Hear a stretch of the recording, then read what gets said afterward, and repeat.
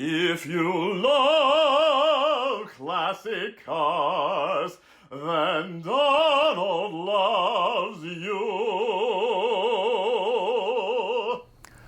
My name's Richard Hunter. I'm a volunteer here at the Audrain Museum. I've been involved with setting up the exhibition and helping to choose and curate some of the machines you've got on display here today. We're going to start off by talking about a 1976 MV Agusta 750S America.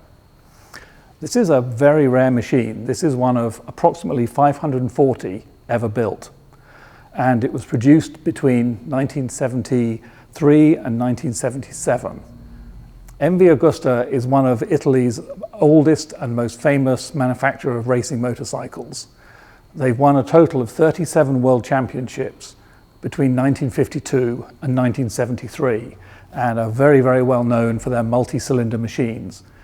Even in the 1950s, they were producing four-cylinder race bikes, and it's believed that in the mid-60s, many of those ended up with Japanese manufacturers who dismantled them and tried to learn the secrets of their motors and their engineering.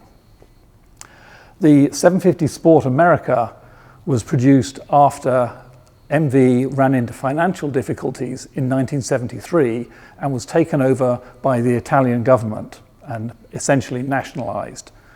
The US importers felt that there was a big opportunity to sell an expensive, high-performance motorcycle attracted to very wealthy enthusiasts who would appreciate the performance and handling and especially the heritage of the MV name. And this is the result. This is a four-cylinder bike. It's 789 cc's, double overhead camshaft motor, hand-built, assembled every part by hand using gear-driven camshafts. And it produces about 75 horsepower with a top speed of over 130 miles an hour. When it was originally launched, it was one of the fastest bikes available, but more than performance, it also had handling and braking, which contemporary Japanese bikes couldn't compete on. Of course, it was fabulously expensive. This bike sold for about $6,500 at a time when the class-leading Honda 754 sold for about $2,200. So it was extremely expensive and a very rare sight indeed on the roads. The importers, the US importers, had a big hand in designing and specifying this bike. One of the features they really wanted was shaft drive, which would mean the bike was very suitable for covering long distances with low maintenance and avoiding the necessity of a chain drive. It also meant it wasn't really attractive for racing. They wanted to keep this bike away from the racetracks and keep it in the hands of riding enthusiasts.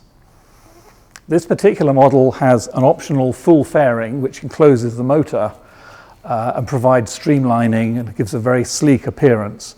Unfortunately, it means we can't see the beautiful sand-cast engine casings and all the other work of the exhaust underneath. Typically, this would be fitted with a 4x4 exhaust system. This one has an optional 4x1, which reduces weight and gives a little bit more performance. All of the other components are top quality, so the forks, brakes, scarab disc brakes, front and rear, alloy wheels, all of the components are of the highest quality and built for lightweight and high performance. As I said, MV only produced a small number of these, 540. They stopped regular production in 1977 and built a few extra ones to special order after that, before effectively running into bankruptcy the year after. So these are a very rare sight, very, very desirable and highly sought after by collectors worldwide. This bike is owned and on loan by Fratelli Oriana, a local collection that's a great supporter of the museum, and we're very grateful for them lending it to us. It'll be on display here until the exhibition ends on the 23rd of May.